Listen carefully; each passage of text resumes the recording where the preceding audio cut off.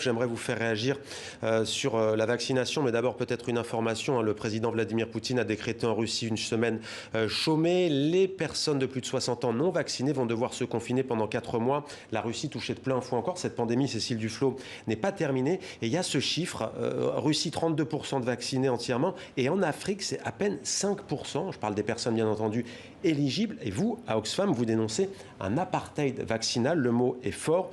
Que faire face à une telle inégalité devant la pandémie? Alors d'abord, pointer le non-respect des engagements qui avaient été pris. Les dons à COVAX atteignent à peine 15% de ce qui était prévu pour l'Afrique. Ils sont vraiment en deçà de tout ce qu'on pouvait imaginer. Et puis surtout, depuis de nombreux mois, un certain nombre de pays, à l'initiative de l'Afrique du Sud et de l'Inde, avaient demandé la levée des brevets sur les vaccins pour dire « nous allons les produire ».